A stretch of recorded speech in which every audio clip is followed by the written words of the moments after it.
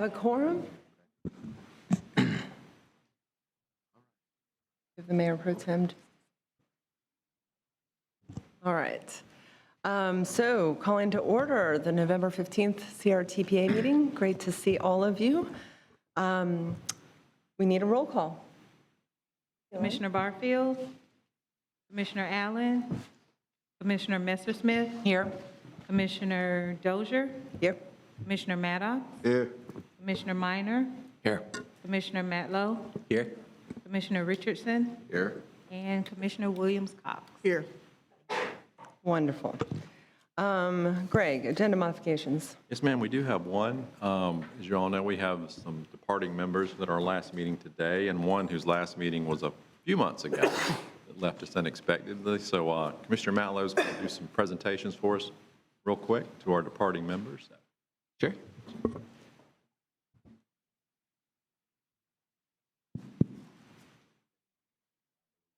Do we have anyone virtual? Is that sound virtual? Okay.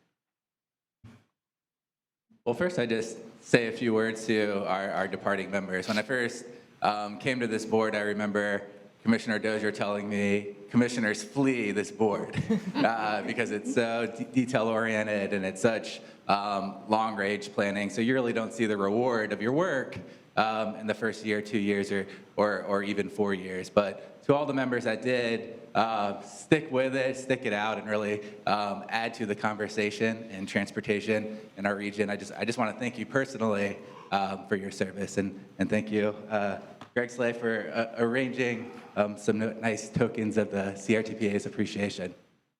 Is Commissioner Barfield here? He is.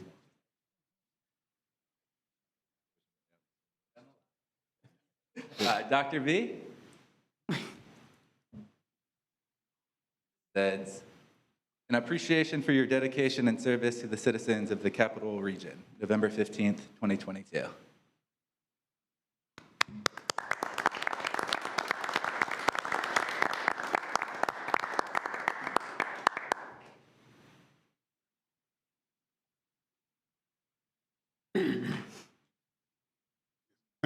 Thank you very much, CRTPA, for at least recognizing the little that we have contributed to the development of transportation in this region.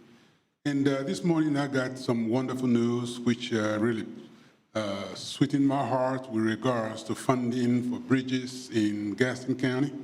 And I thank you for that. Gaston County, thank you for that. Thank you, FDOT, for all that you do. And again, like I tell folks, this is a break. I'm waiting on God's next assignment. I don't know what his next assignment is, but whenever he calls, I will follow. So please, CRTPA, do not forget or abandon the truck route in Gaston County. That project needs to be taken up, completed. So please, I am praying, I am begging you to make sure you complete that truck route that we have just done a third of in Gaston County. Thank you all very much, and may God continue to bless you for what you do for the improvement of God's children's life here on earth. Thank you. Thank you.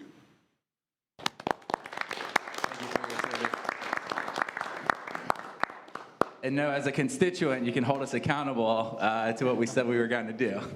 The next one is for our outgoing chair, Commissioner Christian Dozier, in appreciation for your dedication and service to the citizens of the Capital Region, November 15th.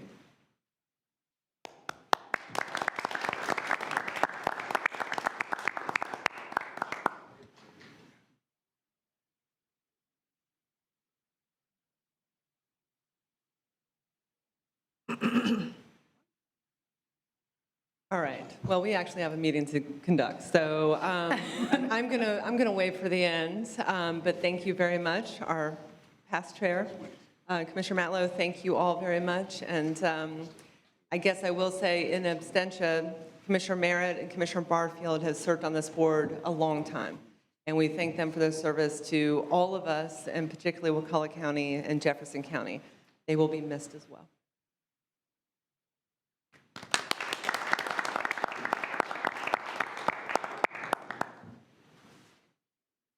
Madam Chair, is a question, can I ask a question? Of course, ma'am. The representative from Gadsden County, Eric Henson, I saw him somewhere, and I asked him if he was replacing, no one can replace Dr. V, but would be here. Taking his And place. It seems as he had not been notified. Is that, He should have been, because we double-checked. I know we'll double-check and make sure that he has been, because we got notification that he was replacing Dr. V, and then we added him to our mailing list. okay, and the fact that I don't see him here today makes me, Okay. is why I mentioned it, because had he been here today, I would not have had to mention it, but since he's now on the second meeting, Right. got to make sure Gadsden Okay, County is yeah, we will represented, double check to otherwise I'm make gonna have to sure. represent Gadsden County too. No, you got it. Well, Commissioner Williams, sorry. Yeah, thank you. No, Yeah. that's one of the things Yeah. usually when we get those, we immediately go and make updates to the mailing list to make sure they're on there. But I will reach out to him Okay. this afternoon or tomorrow Thank you. to make sure Thank you. that he is getting those. Okay. Thankfully, this group represents everybody, I think, and we will speak for, but yes, it would be great to have Commissioner Henson on the board. Yes, Commissioner. And I would be remiss if I did not bring Randy's back home with me. Yes. So I'll make sure I get that. Fantastic. Because he's never coming back to Tallahassee, he says. Not Somehow we surprised by don't, that. exactly. Yeah. And no offense to Greg here, but I think Chris may have been the last one to pull Randy in to some recognition. He was a longtime And I chair. stood him up there, and I'm still hearing about it. So there you have You were that. with us virtually, I think, yeah. yes. I will say I got a call from Randy, and it was a 50-50 shot as to whether or not he was actually going to be here. Yeah. Well, as you said, Commissioner Matlow, I think, some people don't love the work that we do at this board. It is a long-term planning process, but the people we have around this table and all those who are outgoing have really taken it seriously over the years as we should, and I think made a big difference for our communities. So thank you for your recognition of all of us. And if there's nothing else, Greg, we'll just move into the business. Yes, ma'am. We do have a meeting. All right. Do we have public comment on non-agenda items? We did not receive any speaker cards. Okay. Anyone want to put a speaker card for unagenda items? Okay. Seeing none. We have the consent agenda. Anything pulled from consent? No, ma'am. All right. Do we have a motion from consent? Consent. Second. Commissioner Minor, anytime I hear a really low rumble, I'm going to guess it's you. me. Yes. Okay. We have a motion from Commissioner Minor, a second from Commissioner Matlow, I believe. Maddox. Commissioner Maddox. Yes. Okay. All those in favor? Aye. Any opposed? Motion passes unanimously. All right, moving right along to 6A. This is our TIP amendment. Greg? Yes, ma'am. Or Greg? The first one up is, since we vote on these will be a roll call vote. I just wanted to cover the first one very quickly. This is a pilot project generated out of central office for, I think it's US 27 in Jefferson County to do some rumble strips in a rural area. This is something they're looking at to possibly improve safety in some areas where they're having lane departure crashes or something like that. The second one is a bit more complicated.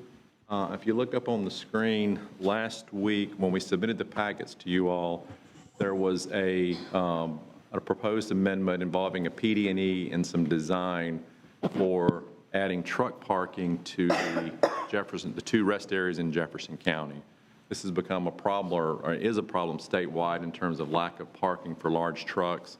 I think most of you probably know that truckers are only allowed on the road 6 to 8 hours a day. You'll notice, too, the fund code here, which is something we rarely talk about, but I did want to point it out here. Those are the carbon reduction funds that came out of the latest federal transportation bill. The department's been in a bit of a struggle to try to get some of these programs or funds programmed. So what they submitted to us this morning is what you see on the bottom. The project now includes the potential to just restripe the parking area, since that is a relatively new rest area, to add some truck parking. But their worst case scenario is they may have to take some of that existing parking out and redo it. So what they've done here in an effort to go ahead and get these funds programmed into the work program so they would ultimately be able to utilize them is program sort of a worst-case scenario in that they would have to go in and either expand the park or tear out some of it that's been done to rework it for truck parking. So we are recommending approval of both the amendments today. Just bear in mind that we may see a significant change in this one as it relates to the rest area over the next year or so. Hopefully that made sense. Any questions on either of the amendments? Brian, did you have a comment, or you're good? Okay. All right. Hearing none, do we have a motion? And we can do one vote for both? Yes, ma'am. Okay. Do you have a motion to approve? Staff recommendation. Second. Who was second? Commissioner Maddox, okay. Thank you for Mayor Pro Tem and Commissioner Maddox. All in favor? Oh, no, roll. Oh, I'm sorry. Roll call. Yes. Didn't mean to skip over you, Yolanda. Go ahead. Thank you.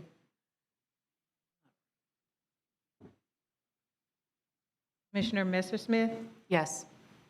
Commissioner Dozier, Yes. Commissioner Maddox, Yes. Commissioner Minor, Yes. Commissioner Matlow, Yes. Commissioner Richardson, Yes. Commissioner Williams Cobb. Yes. Unanimously passes. Great. Thank you. Okay, so we're moving on to item 7A, Tallahassee to Havana Trail Feasibility Study. Well, actually, Dr. V left. I was going to let him know that this is one of his projects that he was looking for, but I will turn it over to Greg Burke as our project manager and let him introduce.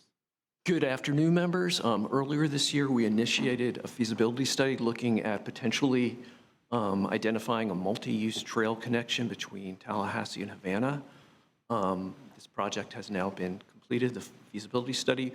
With us today, we actually have Kate Widness with KHA, one of the CRTPA's general planning consultants, who's going to go over the study. Thanks, Greg. Sorry, I need to get the clicker. As Greg said, my name's Kate Witness. I'm with Kimley Horn, and we did the study for this Tallahassee to Havana Trail. It's a little bit different than the other feasibilities that we've done, because this is really looking at the existing conditions out there, identifying a couple different alternatives, but we didn't really go beyond that because this project doesn't have funding beyond this feasibility study right now. So we really just wanted to understand what are the conditions, what could be possible connections between Tallahassee and Havana, and that's what we're going to present to you all today. So as I just mentioned, really the purpose of this project was to evaluate these opportunities for constructing a wide multi-use path between Orchard Pond Parkway in Leon County over to Salem Road in Gadsden County.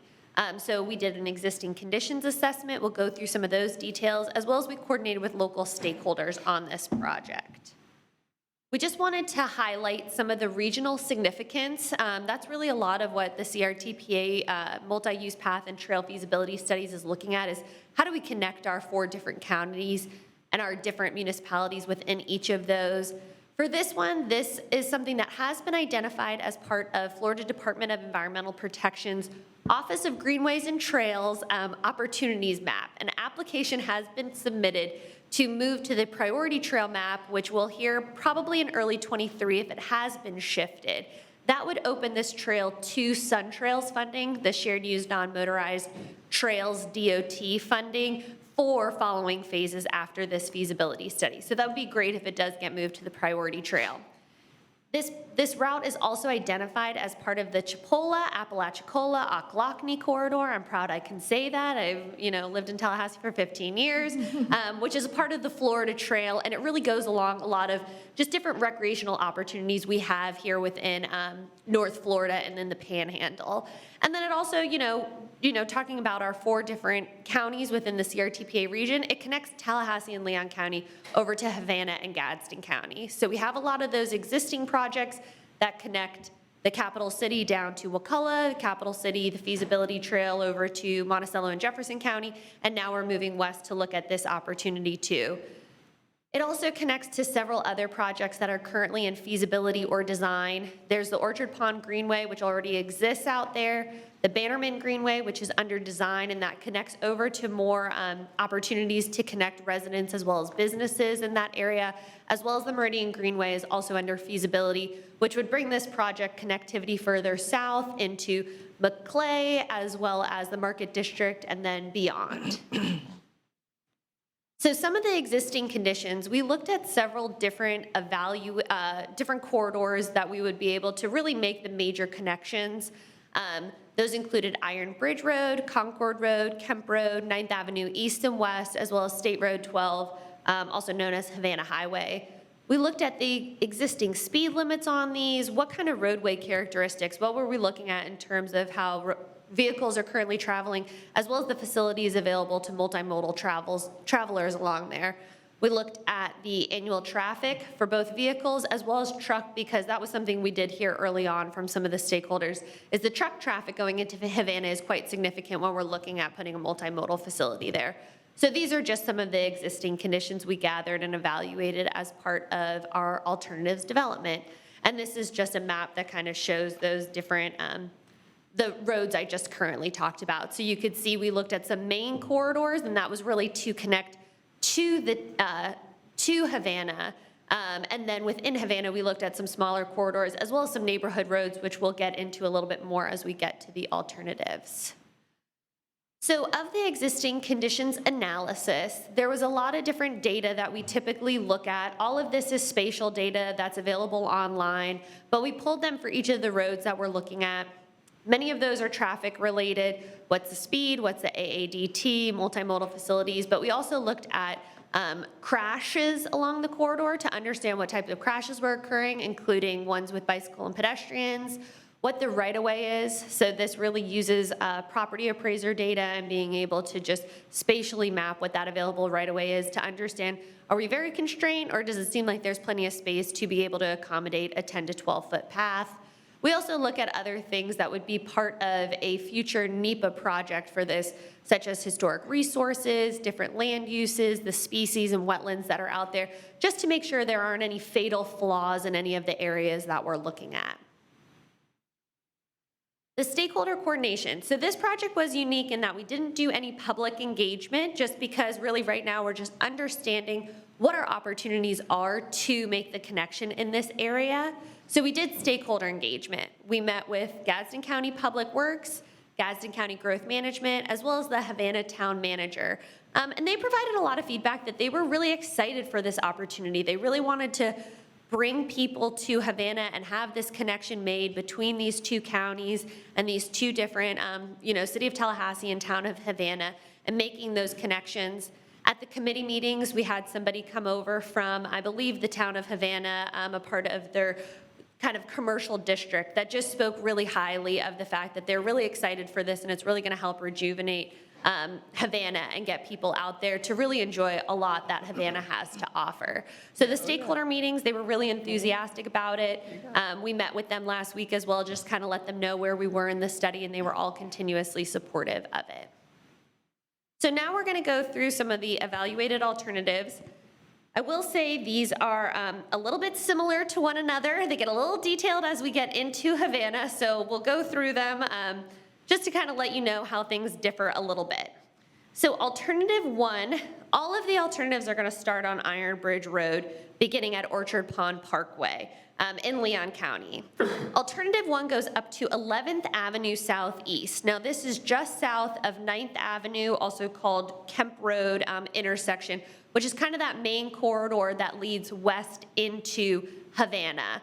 And what we would do from turning onto 11th Avenue Southeast is we would then have some neighborhood streets. So these wouldn't be an off-road facility. These would be utilizing on-street markings and sharrows once we get here, because there's really low traffic, really low speeds.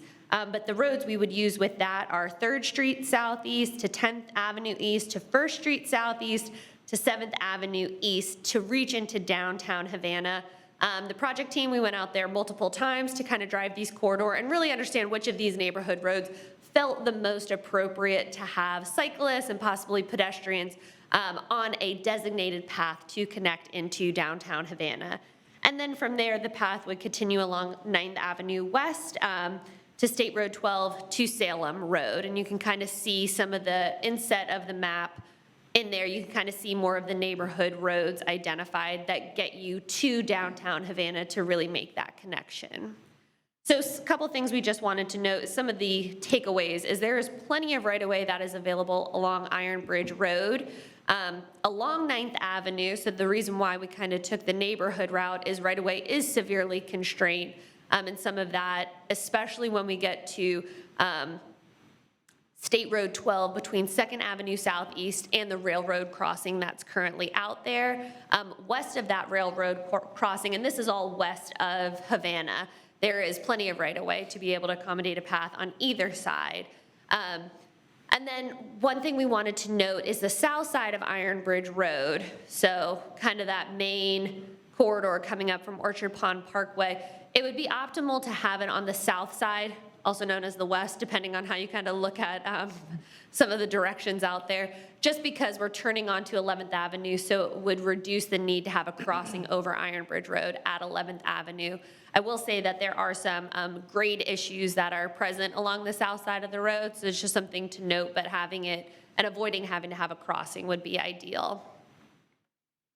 For alternative 2, like I said, similarly starts at Iron Bridge Road, beginning at Orchard Pond Parkway, but this trail would remain along Iron Bridge Road until the intersection at 9th Avenue and Kemp Road. Then the trail would turn onto 9th Avenue and convert to on-street signage in this area. It's a short, less than half a mile. On this road, we ideally would probably want a separated path, but because it's such a short distance and the right-of-way is so constrained in this area, we felt on-street facilities would be best. And then from there, we would put the project onto more neighborhood roads, including 7th Street Southeast to 8th Avenue East to 1st Street Northeast to 7th Avenue East to reach that downtown Havana. And then it would continue along 9th Avenue West to, on State Road 12 to Salem Road. So you could see this option utilizes also the sharrows and signage once we get on the neighborhood streets. And then once you get past downtown Havana, it would convert to a separated trail within that area. So some of the key takeaways for this is the north side of Iron Bridge Road would actually be optimal in this case just because of those grade issues that are present on the south side, and you're going up to an intersection where there would be a safe crossing to bring the users onto 9th Avenue East. And then similarly, when you get to 9th Avenue West and State Road 12 between 2nd Street Southeast and the railroad crossing, there is that constrained right-of-way within that area. And then our third alternative that we looked at is our most direct route to really connect into downtown Havana. So similarly, we would follow Iron Bridge Road. This follows alternative 2, where we would take it to 9th Avenue and the Kemp Road intersection. And then we would take 9th Avenue East and have that be sharrows and on-street markings all the way to connect into downtown Havana. So you would just be on those 2 roads until you get to downtown Havana. And then similarly, you would continue on 9th Avenue West to State Road 12 to Salem Road. So this is our most direct route that brings you directly into Havana, but you do have on-street sharrows and some markings along 9th Avenue, which does have some truck traffic along that area and is more busy than your neighborhood roads, which are utilized in your other 2 alternatives. So similarly, we'd want to use north side of Iron Bridge Road just because of the grade issues. And then as I mentioned, some of the semi-truck traffic and kind of having those users all share 9th Avenue in that area is something to also consider, but it is our most direct route and connects directly into downtown Havana. So a couple other considerations we just wanted to bring up. I mentioned a railroad several times as we were talking about this. This project does require a railroad crossing at 9th Avenue West. Something to just consider here is railroad crossings are a safety concern for all users, but a lot of trails do cross over them, and trails throughout the country have had success in implementing creative design features, signage, rail accommodating trail surfaces, warning signals, other crossing gates. We do have an example up there of a picture. Currently, right now, the angle that this railroad crossing and 9th Avenue have may cause some sight distance issues if the trail were to be located on that north side. So these are things to consider, as well as the available right-of-way, as more the constrained right-of-way that is east of this railroad, and how we would be able to make sure that the crossing is something that would be beneficial for bicyclists to make sure that they're hitting that railroad crossing at an appropriate angle. And just some of the next steps. As I said, this is the funding that this project has up to this point. Hopefully we hear some good news that it gets moved into the priority trails by DEP and opens up opportunities to seek Sun Trails funding. Once that happens, having public engagement to bring these different alternatives, just kind of talk to some of the folks that live or work in this area and how they'd like to see the connectivity will be important. And then from there, you would have your following environmental studies, design, and then ultimately construction in the future. So with that, I'd be happy to answer any questions y'all may have on this.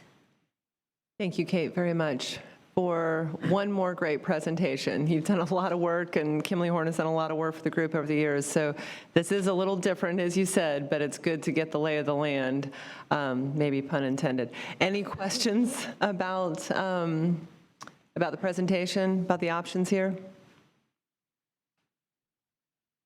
All right. Greg, anything follow?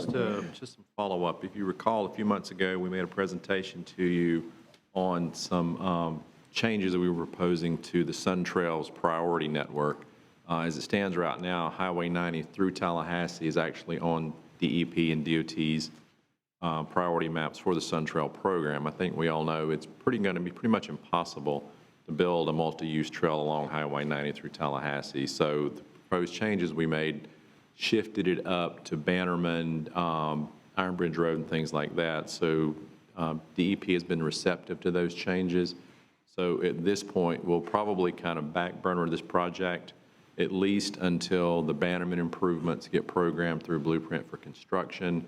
And we'll probably come back to this with a public involvement element and then ultimately try to get some Sun Trails funding to move it forward. But we are requesting approval of the feasibility study today.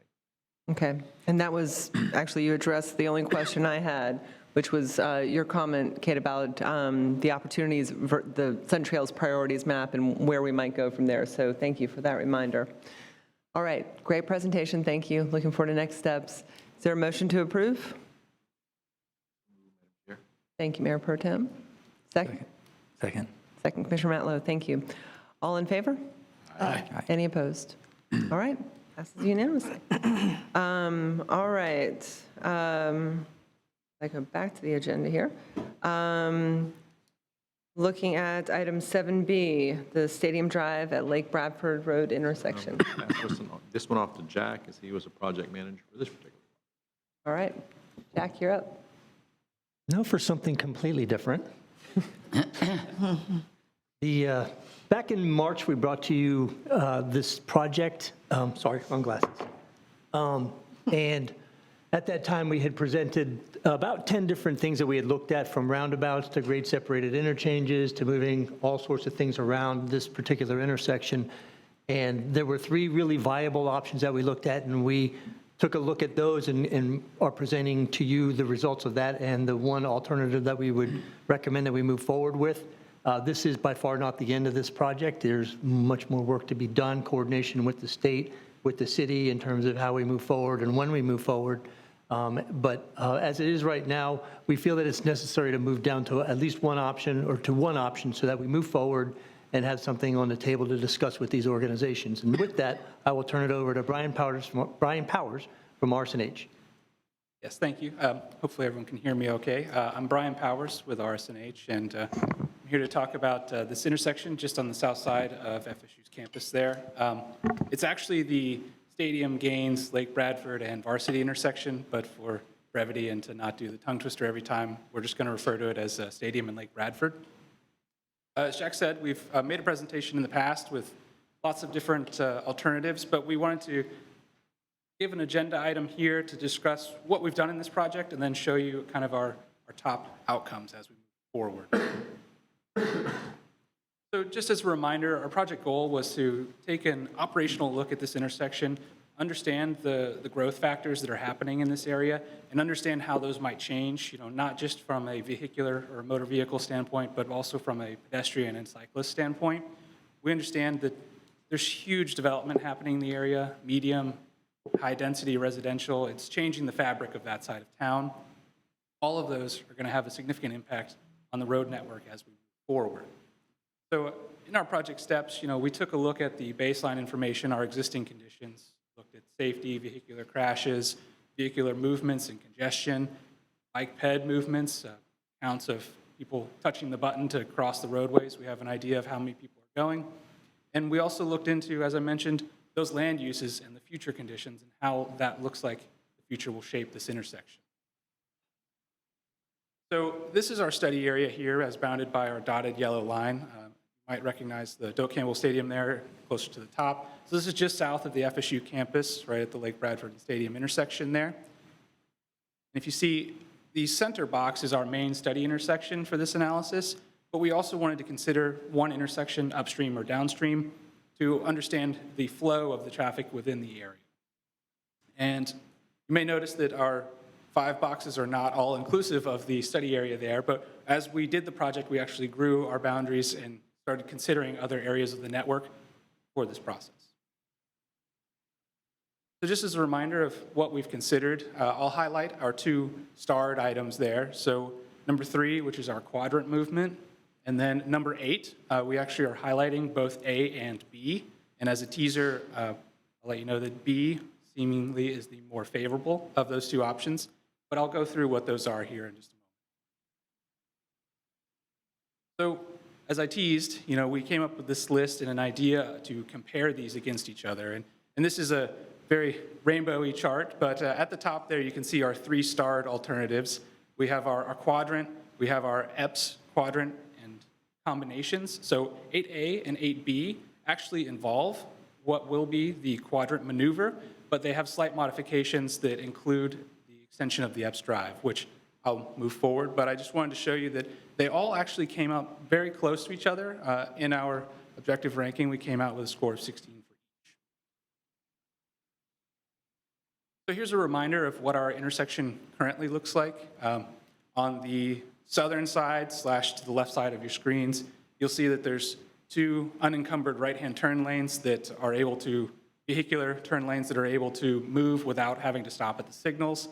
On the north side, there is a similar turn lane, except that actually corresponds to the signal. There's a pedestrian-actuated signal there. As you can see, very close to campus. Right there, there's the restaurant.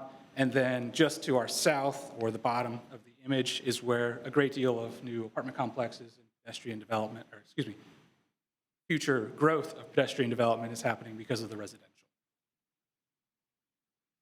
So moving into the first option, it's our alternative 3. And this is our quadrant option. And what this does is it actually, if you look to the right, our Stadium and Lake Bradford intersection, you'll notice that we have a great deal of green space there. That is actually blocking off the movement from, if you are traveling to the right of your screen and down, it blocks that movement.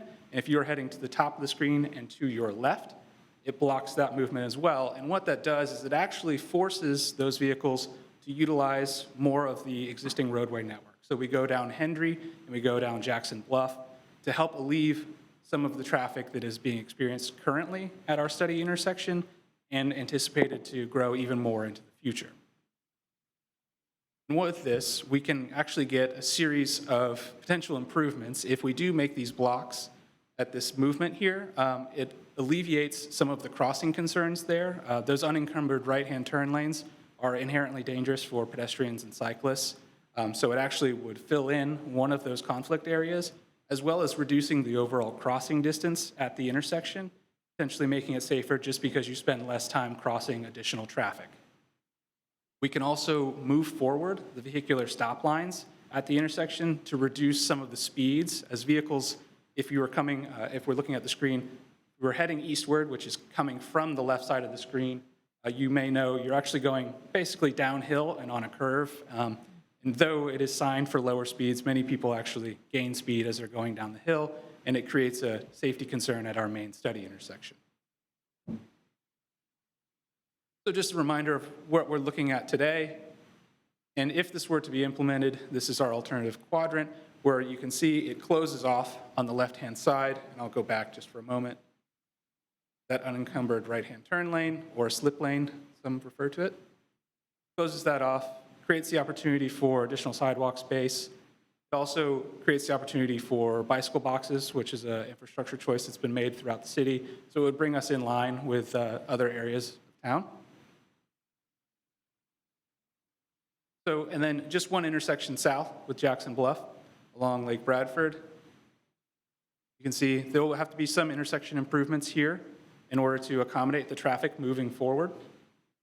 And as I mentioned, a series of traffic will actually be diverted from our main study intersection to utilize more of the existing roadway network. So then moving into alternative 8B, and you may say, oh, why'd you skip A? It's because as the teaser, we found this one to be slightly better than alternative A, and I'll explain that here in a moment. But you'll see many features that are actually very similar to what is happening in the previous alternative that we looked at. We are still at our main study intersection going to be blocking off that right-hand turning movement, moving the stop bar forward, adding bike boxes, things like that. Those all could be implemented as part of this. In addition to that, we considered the reduction of the right-hand turn lane on the right-hand side of our intersection, as you can see by the arrows there. So again, that allows for a reduced crossing area in an area that is actually quite difficult to cross right now, and includes the the possibility of putting in a pedestrian island in the area to help reduce that space even further. So what you'll see, and I'll go back and forth on these. So this is the alternative 8A. The main study intersection is largely the same under this alternative. Those turning movements are going to be the same as 8B. Where the difference comes in is actually at our Jackson Bluff and Stadium intersection. So if you take a look at that one, you can see that it actually decreases in number of lanes. And the reason that's happening, this full alternative, as we're calling it, is actually what would be required to eke out the best level of service at these intersections that we were able to study. And obviously, the additional lanes typically mean that congestion is reduced, movement of vehicles. But in the grand scheme of things, when we're looking at this from the context of improving pedestrian and cyclist safety, we feel that alternative B is the better choice because it maintains similar levels of service. There are a few seconds of delay difference between the two options, but we are not improving the southern intersection, which allows for cost savings and a reduction in the overall crossings, which is better for cyclists and pedestrians.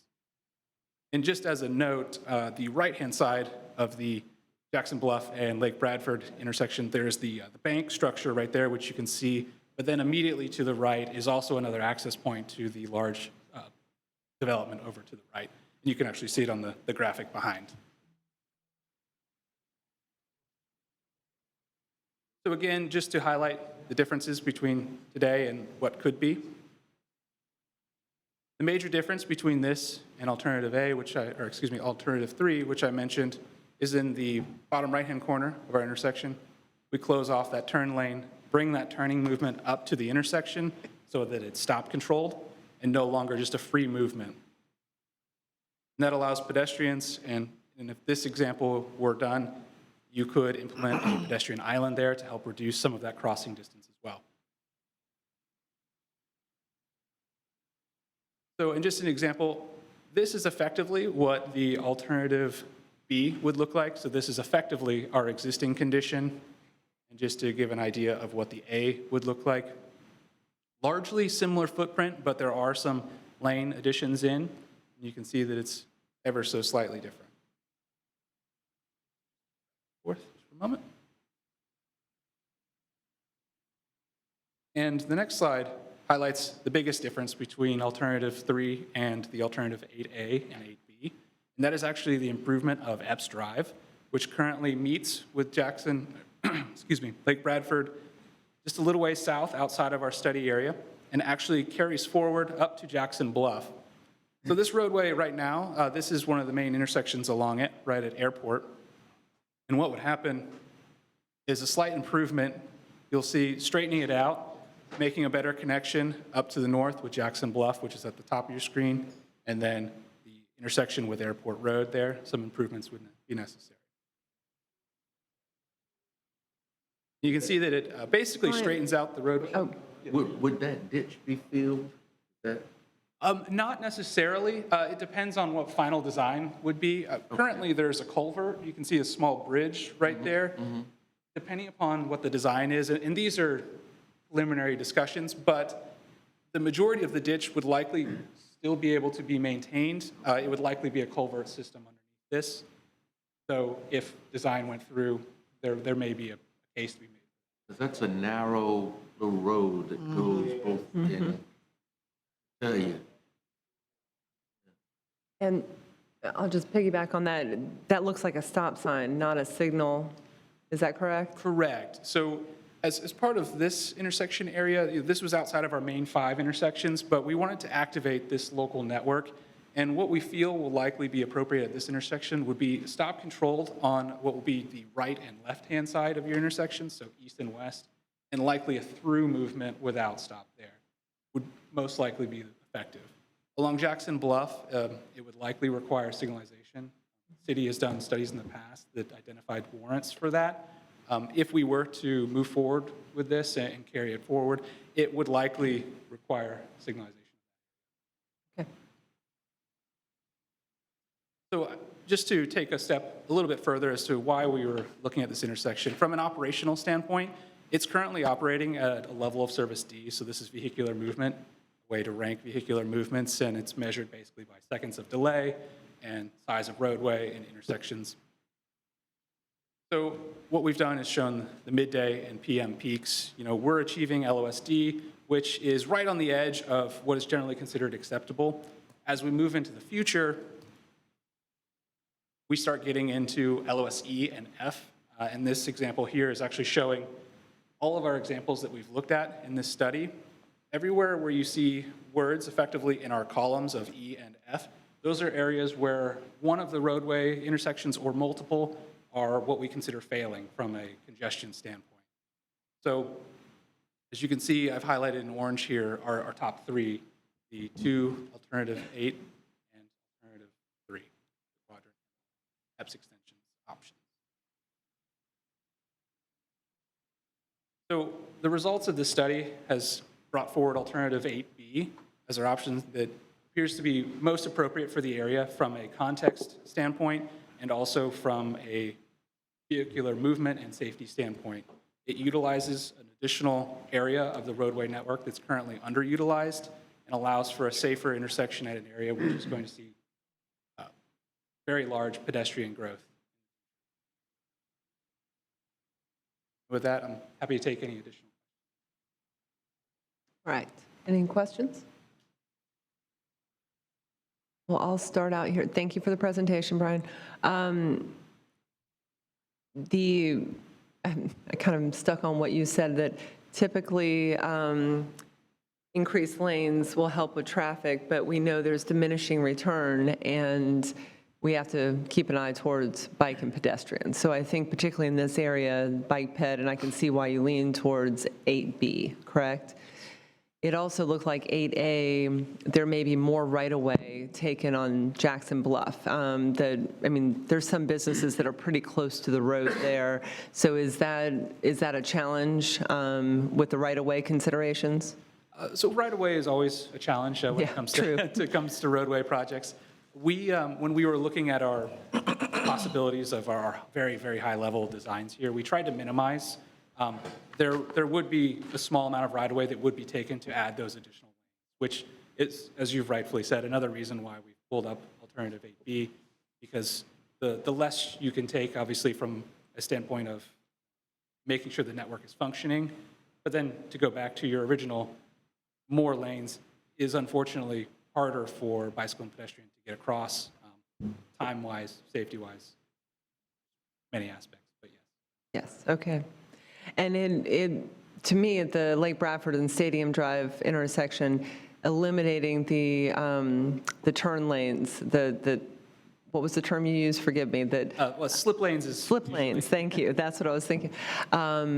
Those are certainly most challenging for pedestrians to cross those lanes because people are not stopping. So it seems like that is a lot of this focuses on bike and pedestrian. Yeah. That's correct. Okay. One comment Yes. about what you had just spoken about is That's the trade-off that you have to make. You can keep that slip lane and get better level of service, but you're affecting the bike and ped system. If you make that come to a T or to a stop condition, you're making the level of service a little bit worse at the intersection from a vehicular standpoint, but again, you're providing that access for bike and ped in a more efficient way. Okay. I guess on my mind as well, and this is some of the unknown factors in the future, people are getting more used to FAMU Way, and we've now got the full length open. There is Blueprint Project on Lake Bradford continuing down. There'll be the new road through Innovation Park. There may be other routes that people choose to take in the future versus going to this intersection and getting onto a two-lane Gain Street. Does that sound about right to you guys from what you're looking at long-term? Yeah, I Either think of you? if you look at any improvement along Epps, you know, the idea is that you distribute the traffic. Yeah. And that distribution of traffic will be accustomed to not going to this intersection to make a left. And they'll more than likely use Epps even more, and Jackson Bluff would be that kind of, there'll probably be a split between Jackson Bluff and Epps as to how they get over to Hendry. So you'll see that start to levitate towards that direction, and then you'll see that I think a lot of people avoid Gain Street now, who, since FAMU Way opened, so you have that distribution as well. So as long as you have a good developed system and opportunities, I think that's what it's all about, and limiting some of the opportunities at this intersection certainly help distribute the traffic better. Okay.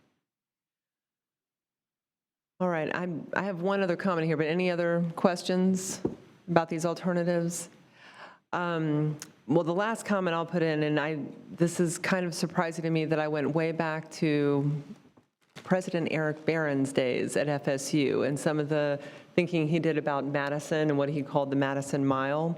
There are so many student housing developments along Madison and Gain Street now.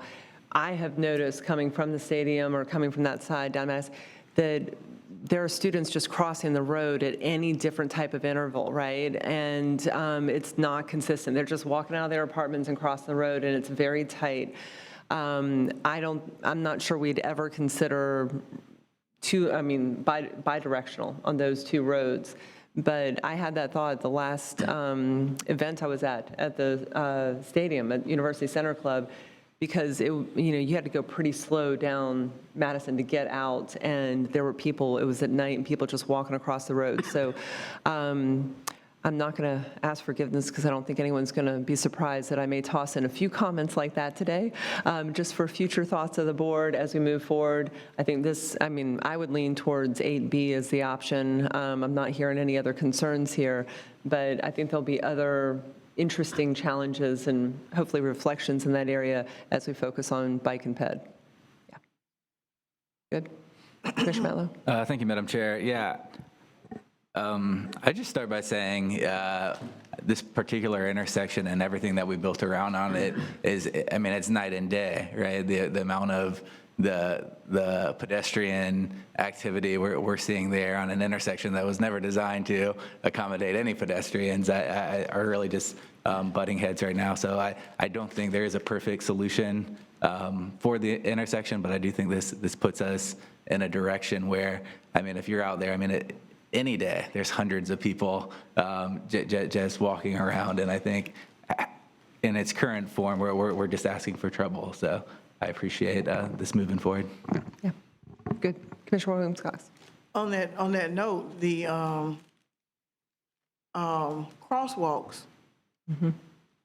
At some point, and we can only do so much on the ground, and at some point we're going to have to go up to protect pedestrians. I know we don't want to talk about that, but I know there has been conversation, especially across Tennessee Street, where children are involved, when there was a lot of schools there on Tennessee Street and traffic with the students. At some point in the future, we're saying we're getting away from cars, but we're building more and more lanes to accommodate cars. So if we're going to continue to accommodate cars, then we're going to have to figure out a good, safe way to accommodate pedestrians. Because when pedestrians and cars meet, it's never a good thing. And everyone talks about what could be done. So as we're talking about what could be done, we need to begin to, I think, look into the future and plan but the possibility of how you take pedestrians away from where the cars are so that they can get across the streets to where they need to. I know in some cities, some of that is occurring in places. In fact, not that we're trying to be in Orlando or anywhere else, but I've been places where, you walk out of the hotel and you cross the street by going through the crosswalk to get to the other side for wherever you're going. And so at some point, we may find that Tallahassee will need to entertain that to prevent the fatalities that have been happening and possible. Because let's just face it, students are studying. So they're not paying attention to cars. And so we've got to protect them so that, they can continue to study and graduate. So we got to do our part to make sure that they're safe. Those are good points, and you made me think of the underpass Yes. on Pensacola. And, Right. a lot of students will use that, and we use others. My concern about Madison is that, and I think a lot of us often say traffic is like water, it'll find the quickest route, right? Students are kind of that way too. They're going to find the quickest route across the street. So there'll be some areas where they can be guided to a walk, and other areas where they're just going to walk wherever. So, but those are good thoughts for the future, and this is a good start for sure. So thank you again for the presentation, Brian. Do you have anything else, Greg, on this, or Jack? No, I had to step out, Okay. so I kind of lost track of the conversation. It's quite all right. Thank you for admitting that. Okay. My last day to rip Greg. So do we have a motion for staff recommendation, or? Move staff recommendation. Thank you, Commissioner Maddox. Second. And a double second, Commissioner Williams-Cox, got it. All right. All in favor? Aye. Aye. Any opposed? All right. Thank you very much. Okay. Going back to item 7C, US 90 Sun Trails application. Yes, ma'am. We recently learned that DOT has opened up the first cycle for Sun Trail applications they've had in at least 3 or 4 years. So we feel that the US 90 project is a good project to move forward on that. I believe the applications are due December 15th. December 15th. Yep, so we've still getting some letters of support from counties and some other jurisdictions. So we're just requesting approval of a letter of support from this board today. And Jack, was that everything, or Sorry. was that everything we had for this? Should be perfect. Yep. All right. Any questions or comments on this? Do we have a motion? Move to approve in support of the resolution. That would be Commissioner Minor. Thank you. Second? Second. Thank you, Commissioner Matlow. All right. All in favor? Aye. Aye. Any opposed? All right, passes unanimously. All right, so to the interesting circumstances of our election of chair and vice chair, this is normally a little bit easier than it might be today, although perhaps it will be easy. And Greg, you want to introduce this, where we're at? Ma'am. I have a suggestion. Typically, the way traditional we've done this is our vice chair would, of course, move into the chair's position with Commissioner Barfield not returning to us. We need to fill a new position. We've typically rotated between, in this case, Leon County as the chair, a small county as the vice chair, and then once that transition takes place, then the City of Tallahassee would come back into the rotation. With Commissioner Barfield not returning and not knowing who her replacement will be, and the fact that that will be that person's first time on this board, what I'm suggesting is, in order to maintain the rotation and also fill the caveat for our executive committee that both the City of Tallahassee and Leon County have a representative on the executive committee, Commissioner Matlow could still be our past chair because he would actually be the only active past chair on the board. I would suggest having a Leon County commissioner as chairman, and then I rarely do this, but would suggest the Wakulla representative, as she is the senior small county representative, be our vice chair for the upcoming year. So move. Second. That took a long time. You got to have a person first. If I may, if he is willing, Commissioner Minor has not yet served as chair of this board, I don't think. That's correct. Been on here for several years, and I can't make that motion, but Commissioner Williams So Cox. moved. Yeah, thank you. All right. If you're willing. I am, thank you very Okay. much. I'm not sure you have a choice now. The motion's on the table. I can't. I'm just trying to figure out what's that Barry White voice he has going on over there? Exactly, you must not feel well. Oh, you're not, okay. I was too patriotic at the Veterans Parade. Okay. Yeah. Well, if you're going to lose your voice, too patriotic at the Veterans Day Parade, that's a justifiable reason. All right. Minor and Messrs. Yes, so we have a motion for Commissioner Minor to be chair. Commissioner Messer-Smith, thank you very much for vice chair. And this, as Greg said, keeps our executive committee with a representative from City County and one of our partner counties. Any other comments on this? All right, all in favor? Aye. Any opposed? All right, we're moving right along, folks. And one other thing, too. Yes. With Commissioner Barfield's departure, we would need a new alternate for the MPOAC. Commissioner Maddox is our representative and also the MPOAC statewide chair, but we would need an alternate for him on the MPOAC. That's usually 4 times a year, usually in Orlando. I would tell you it's not hard work because I'm chair. I never really miss it. Is there any interest in serving as an alternate, even though he will never give you a chance to go to a meeting? I will not. I so enjoy chairing those meetings. So, yeah. The MPOAC, I know the training is suspended for a time. That's their top priority, is to get that reinstated early next year. What's that? The training. Yes. And Yeah. for members who have not done that training, as soon as it comes back, I would encourage folks to do that. Madam Chair, since we're here, I would recommend it be somebody who's done the training. if Who has done the possible. training. And then 2, there's been a lot of changes too. So this year we don't have a legislative priority list because the funding that we use don't allow for us to do that. So it's becoming more of an education organization in that way too. So we'll send out a newsletter or whatever we figure out to our MPOs and allow them to do the lobbying of sorts for our legislators on our behalf, and we'll just be going to the legislators to educate more than lobby them on anything. So it's a transitional period as far as leadership is concerned. There's a lot of changes going on, but I think they're positive. We're also looking at alternative ways of revenue sources when it comes to statewide transportation. So vehicle miles traveled and things like that, because as we all know, as we get more efficient cars coming, our gas tax is going down more and more. So we gotta look for ways. So there's a bit of a back and forth there with the state on doing pilot programs and stuff like that. So it's an exciting time to be there. It is a very, very, very good board. Information there is amazing.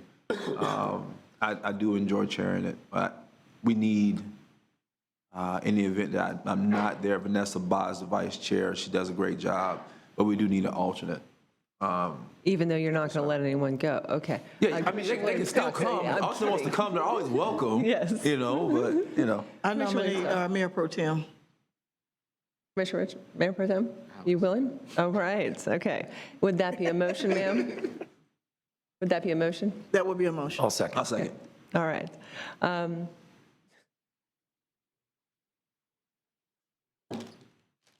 We voted on the. Voted on the chair. Yeah, it's all right. Yeah, we're going fast today, faster than usual, yes. We were just making sure that we didn't have an existing motion on the table. So we've got a motion from Commissioner Williams Cox. I'll give the second to Commissioner Maddox for Mayor Pro Tem Richardson. Thank you very much. All in favor? Aye. Any opposed? All right. Anything else? No, ma'am. All right. So we are now the end of our agenda, remarkably. So, Brian, FDOT report. Thank you, Madam Chair. The department would just like to extend our gratitude to CRTPA staff for processing all of these TIP amendments. They are coming in as last-minute items, as this new money is coming from various sources. It's very, very fluid at this point. We want to let the board know, staff is working very well with us to ensure that we can keep as much money as possible in this region. Thank you. And thank you for wanting to keep as much money as possible in this region, for sure. And thank you for the compliment. I guess on that note, in case there are any other changes in the future, is the executive committee authorized? Yes, okay. So if there was a change, because I know these things are coming fast and they're time sensitive, so the executive committee could take action. All right. Nothing else? All right. Greg, you're up. Okay, just a couple of three things. What's becoming my monthly ritual for NIMS Middle School, Commissioner Richardson. Mysteriously, over the last few days, a crosswalk has appeared at Henson? Holton. Holton. I can never get that one right. That wasn't mysterious. Had that crosswalk not appeared, Commissioner Richardson might have been in the whole fight in here. Probably so. That last time he had me kind of intimidated about nothing happening, so I'm glad it did appear, thank God. Did you do that yourself? No, I didn't do it myself. He's been out there at night painting stripes, that would be? Yeah. We had a meeting with the department and staff from city underground utilities probably about 3 weeks ago, trying to figure out some logistics to get funding. Mike Lewis, as you all know, who's the district safety engineer, was going to put in a request to the Midway office to start the project. I'm assuming that's where the crosswalk is coming from. There should be ramp modifications and rectangular rapid flashing beacons installed at some point. But I did request an update yesterday. I haven't received it yet. We actually didn't know about the crosswalk. Yolanda mentioned it, that she had seen it, actually took a picture of it. So it's coming slowly but surely, but we seem to be getting hopefully some quick progress on it now and get that wrapped up. Just to let you all know, the retreat, we're scheduled for January. Commissioner Maddox mentioned the funding issue. Mark Reichert is on the agenda to give us a presentation on some of the alternatives that are possibly going to be looked at over the next little bit. And the last thing I had is we will not have a December meeting. Don't cheer too loud. All right. Any, I have a question. please. You know my question. And the only reason I bring this all the time is because I have a constituent who asks me all the time, where are we with rail? And what triggered him this time was that Visit Tallahassee is going to be moving into the Amtrak station. And so there was an article in the paper. And so he wants to know, where are we on this? And I've encouraged him that it's on our radar, and to stay tuned, stay woke, but could you shed some light? We actually had a conversation about that. As you recall, you all approved us doing a freight study a few months ago. We had a meeting with Brian Powers from Reynolds-Smith, or RSNH, excuse me, and we're looking to probably kick that off at your retreat in January, and we had a very specific discussion about rail in that. And we've talked about this before. One of the long-term issues that we have with the Florida Gulf, or Gulf, whichever, the new rail, lots of it's in extremely poor condition. At some point, or in some points, they're looking at probably having a speed limit of no more than 10 miles an hour because due to the deteriorated condition of the rail. But that is something that we'll be addressing as part of our regional freight study. In case he's watching. That's fine. I want to make sure I brought it up. Commissioner Williams-Cox, I will say, and for my county colleagues, y'all can correct me if I'm wrong, but in our legislative workshop a couple weeks ago, we had a couple of sections at our request just mentioning it's the same things that we've heard, but that Florida is not a part of the Rail Association? Coalition. The coalition, the Southern Coalition, thank you. If that is not in the city's legislative priorities, that may be something where we can work with our respective lobbyists and have some efforts made. But I'll also, I mean, Chris, you're nodding along. This conversation has come up at the Regional Planning Council as well. And it's my sense that the freight study is a very good one to, I think we talked about this last time, to get started because the conditions are going to impact freight or passenger. And if we can get some funding to improve the line, that can start the ball rolling. But we need to work with our other states to do that. I'm not optimistic that it's going to happen in the next couple of years, but if someone chooses to run for a higher office, we may see some changes on the state level. So, I mean, we all play the long game here. And I think, getting that on the legislative priorities and really talking to our reps across the region, I believe Representative Schoaf would be a good ally, and particularly if he may be coming into the transportation committee, it may be a good time to just keep pushing that, particularly from Tallahassee, Leon, but also from our other counties across the Big Bend. Yeah, and with the redistricting of Congressional District 2, I think that we can find some other interests Yes, at ma'am. an even higher level. Yes, ma'am. That we need to make sure that it's on that list as well. Good point. Yeah. Madam Chair, if I could add too, if you recall, Ricky Fitzgerald came and gave us a presentation about a year ago. I actually spoke to him this morning in reference to the rest area project, and he mentioned the fact, as you recall, they were doing some additional study on it, and he mentioned that they've got a draft of the study he's supposed to be sending to me. So maybe if that's in some sort of, at the proper point, I may talk to Ricky about coming back to you all at the retreat and giving you all an update on that as well. Okay, that'd be great. Chris, did you have something to add?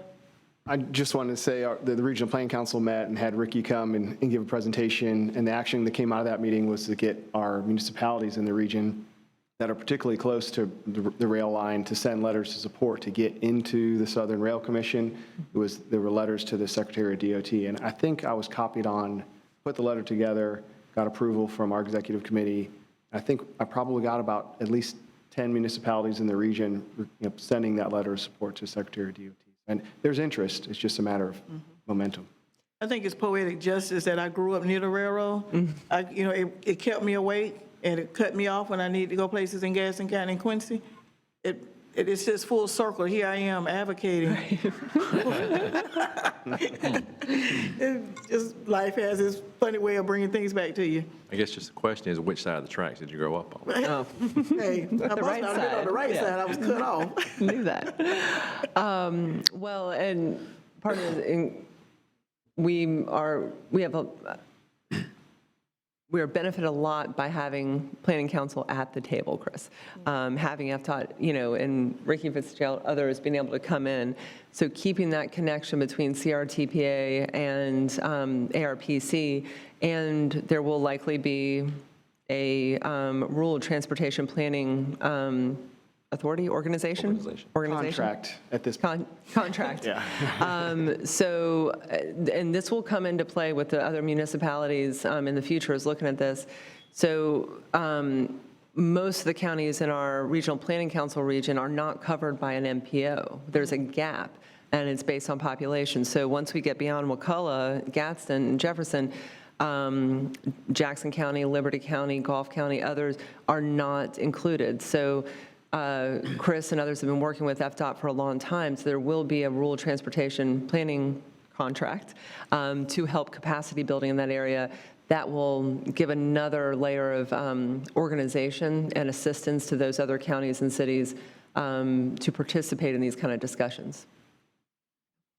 Did I say that correctly? Perfect. Yeah, we were hoping for a rural transportation planning organization, an RTPO, but the compromise was it would be a regional rural transportation contract where we would be providing planning assistance to the 5 counties that are not members of an MPO, and we'll be working with Greg and his staff because it will operate like an MPO, but without the federal funding coming in. So we're going to be learning the ropes with them and trying to apply their knowledge to the rest of the region as well. And that should benefit all of the Big Bend. Right. Yeah. Okay, good. Anything else from members or anyone else? Good. Good? Okay. Well, because the last meeting wasn't my last meeting. Okay, there was only a handful of you who were actually in the room during the last meeting. When I said that, it was my last meeting. Thank you. Commissioner Messersmith's not going to, I'm not going to forget that one either. And Greg just let me go on and on. Yeah, I know. What's going on? Yes. Right. So I may be a bit repetitious, but a lot of folks were not in the room at the last meeting. This, I believe, is one of 2 boards that I have served on as county appointment since the beginning for 12 years, the other being Innovation Park. And it has been remarkable to see the changes in this organization, and we've talked about that before. But to add one comment here, just in the last few weeks, since it actually happened at our last Regional Planning Council meeting, someone who used to work with a large contractor in our region who just railed about our area not getting enough funding for roads. We had a conversation, and been a long time, and yeah, he may still have, you know, a desire to see more and more funding here, but he also, and I very much appreciated this, recognized that we have done so much better in recent years, working with FDOT, building this relationship, streamlining our list and our planning process. And while we don't, as you said early on, Commissioner Matlow, we don't see the results of that immediately. It does take a while, NIMS crosswalk notwithstanding. We know we do see results at some point in the partnership with Blueprints and City and County and others. And I just wanted to provide that feedback that even folks who have worked with this organization, worked on road projects here many, many years ago, they're still paying attention and they appreciate what everyone's doing, and particularly for our staff. So that makes, I hope that makes everyone feel good about that feedback. But seeing the arc of this organization the last 12 years, it is remarkable how far we've come, and I know we're leaving in very good hands. So for all of you on the staff, it has been an honor, and I appreciate all you do for our region. And thank you all very much. With that, we're adjourned.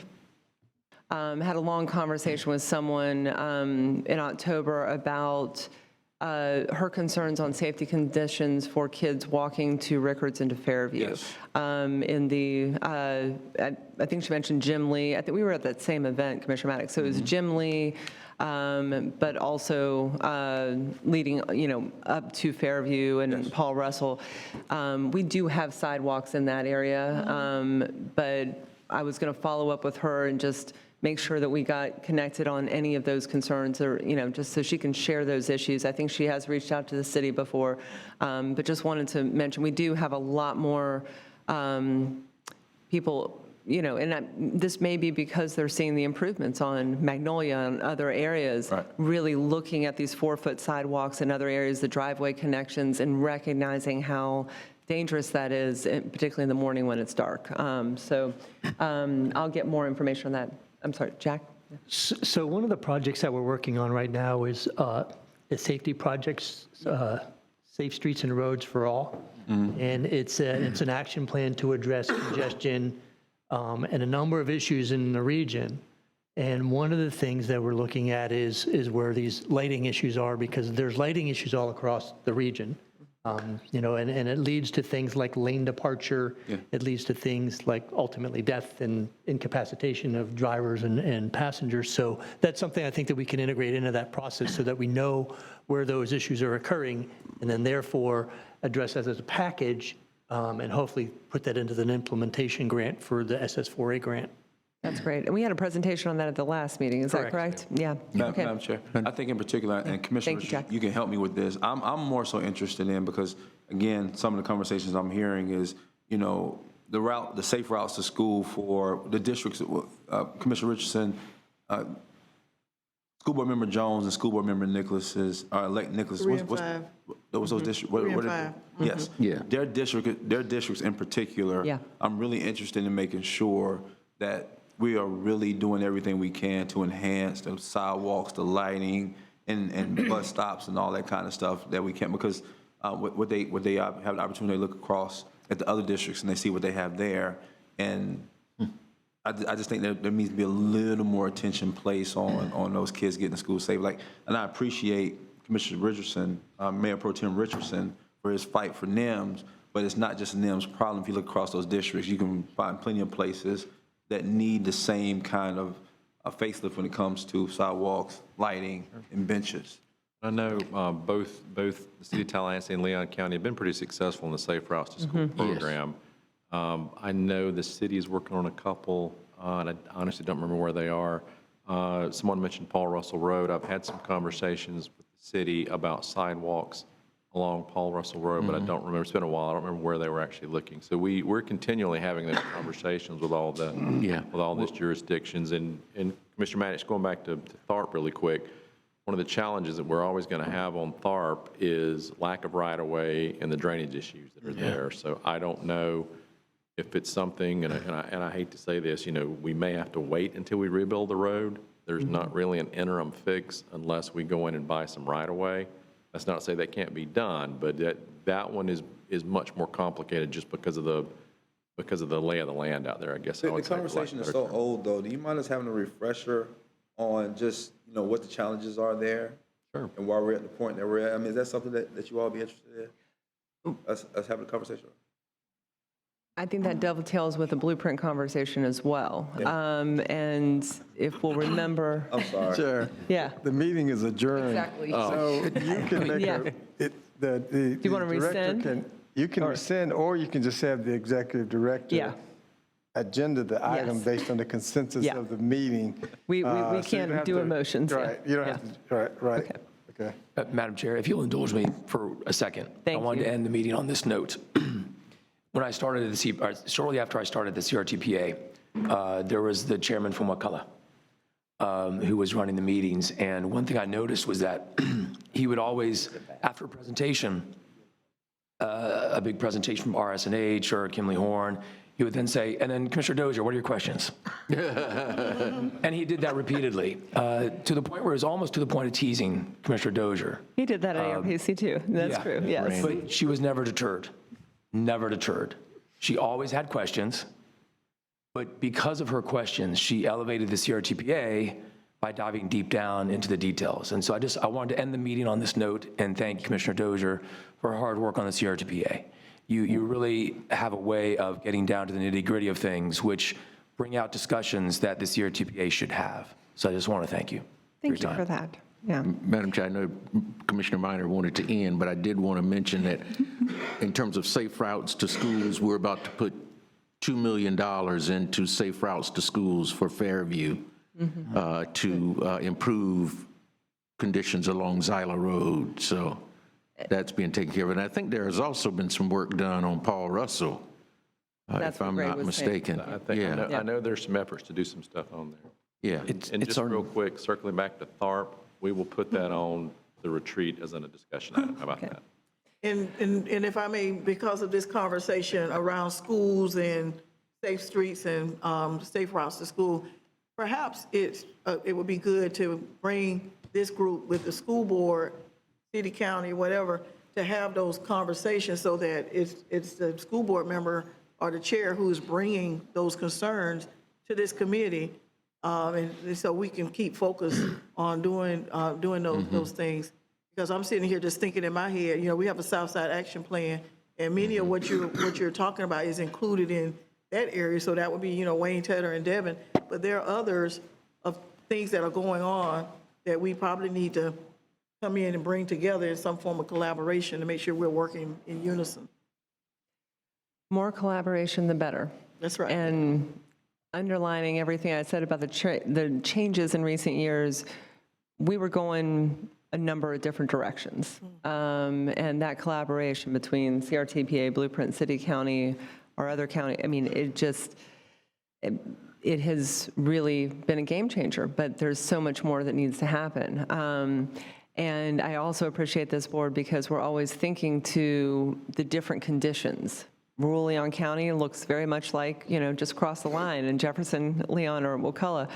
And as a kid who stood way out Miccosukee in a very, very dark spot with no lights waiting for the bus to Fairview in the morning, as we look at areas like Fort Braden and others, and any other funding for lighting and things like that, that study that you mentioned, Jack, that's going to cover all 4 counties. So if there are improvements to bus stops or other areas in Jefferson, Wakulla, Gaston, or rural Leon County, we can look at that as well, right? Absolutely. Yeah. Okay.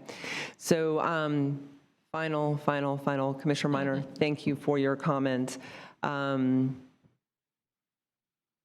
This is a serious job, and I appreciate that most everyone takes it very seriously. I know some people chafe at the length of my questions, and Commissioner Merritt was always ready to have the shortest meeting possible. And yes, I can rib him a little bit, even though he's not here, because he did it for years.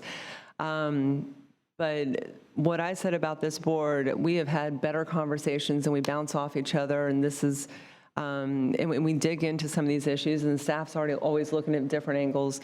That is exactly the progress we've made. So appreciate you mentioning that, but I think it goes for everyone on the board. So are we really adjourned this time? Commissioner Maddox, we're good? Okay.